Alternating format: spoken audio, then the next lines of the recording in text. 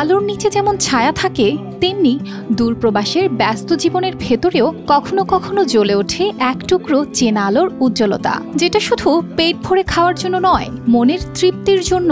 ঠিক এমনই এক সন্ধ্যা পার করাচ্ছে যুক্তরাষ্ট্রে থাকা বাংলাদেশিরা ওয়াশিংটনের হৃদয়ে আয়োজিত এক ইফতার ও দোয়া মাহফিলে। ডাটা গ্রুপ নামে ভার্জিনিয়ার তথ্য প্রযুক্তি প্রতিষ্ঠানটি আয়োজন করে এই মন ছোঁয়া মুহূর্তের। 22 মার্চ শনিবার আল বারাকা মসজিদে হয় এমন আয়োজন। দোয়া পরিচালনা করেন স্থানীয় আল বারাকা মসজিদের ইমাম। তার কণ্ঠে উঠে আসে বাংলাদেশের জন্য শান্তি ও মুসলিম উম্মার মঙ্গল, যা আবেগ ছুঁয়ে যায় সবার হৃদয়ে। এর আগেই সংক্ষিপ্ত আলোচনা সভায় ডাটা গ্রুপের প্রধান নির্বাহী কর্মকর্তা ইঞ্জিনিয়ার জাকির হোসেন বলেন, এই ইফতারের হোস্টিং করাচ্ছে আল বারাকা মসজিদ। তবে শুধু এই মসজিদ নয়, যারা মুসলমান তারা চাইলে নিজের পছন্দের যে কোনো মসজিদে ডোনেশন দিতে পারেন। তার কথার ভেতর ফুটে উঠেছিল একটার ভেতর সবার খোঁজ রাখার সহজ সৌন্দর্য।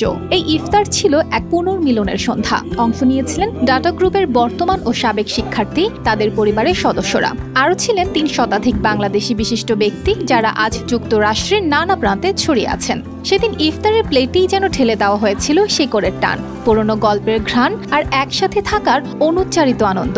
যেন কেউ একজন ভিতর থেকে বলে উঠছিল, এই দূর দেশে এসেও সবকিছু হারিয়ে যায়নি।